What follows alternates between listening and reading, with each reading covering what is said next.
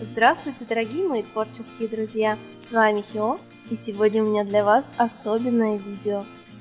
3 сентября исполнилось ровно 5 лет со дня моей свадьбы с самым потрясающим мужчиной в моей жизни. И в честь нашего первого юбилея я решила сшить свадебное платье для куклы.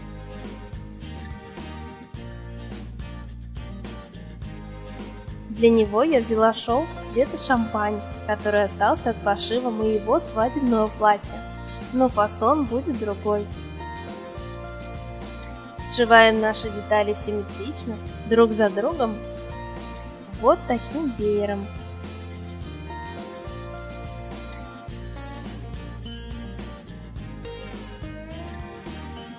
Также дополнительно я сделала отстрочки по бокам всех швов длиной до линии бедер. Это поможет разгладить швы, а также сделает плотнее ребрышки наподобие корсета. Теперь подгибаем верхний край платья и прошиваем его по всей длине. Нижний край в этом случае я прошивать не буду, потому что конкретно эта ткань будет некрасиво заламываться. Вместо этого я просто срежу лишнее по форме полукруга. Сшиваем края на изнанке, отступив сверху нужную длину для застежки. Далее крепим застежку. Я буду делать петли для корсета.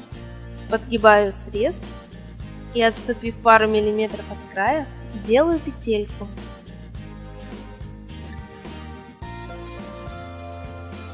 И чтобы петли были нужного размера, можно продеть в них спичку, зубочистку или спицу.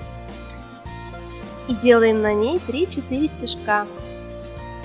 А затем несколько раз продеваем в нее нитку, чтобы петли не расходились. Делаем стежок и опять формируем такую же петлю. И так до конца разреза. Верхний слой платья я буду делать из мелкого сетчатого кружева. У моего есть вот такой интересный элемент. Я расположу его прямо сверху по центру. Фиксирую булавками.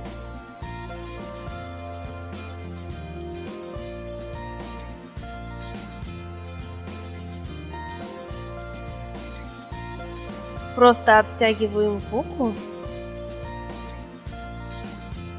и пришиваю его перед петельками корсета.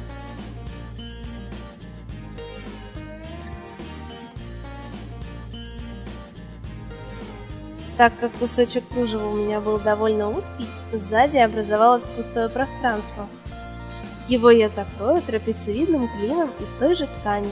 Это сделает платье даже интересней. Совмещаю вышитый цветочек на основной части с таким же элементом на клине. Сшиваю их по самому краю, швом через край.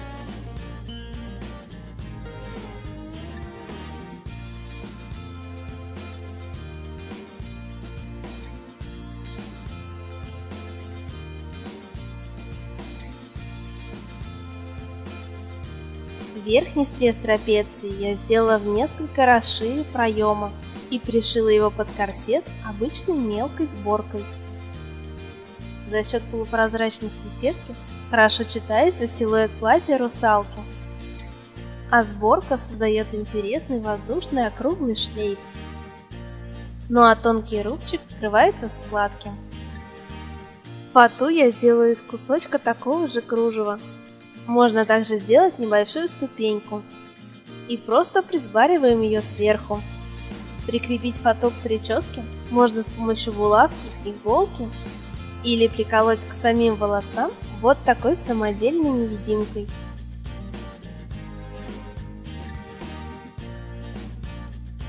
Одеваем платье и тонкой лентой зашнуровываем корсет сверху вниз.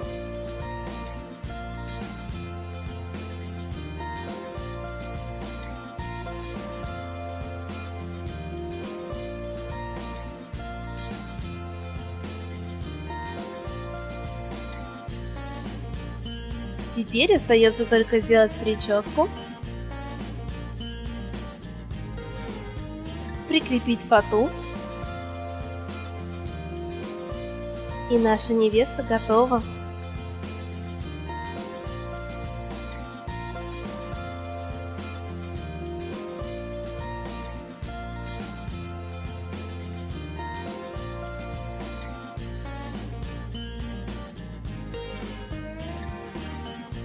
Надеюсь, это видео вам понравилось и оно было для вас полезным.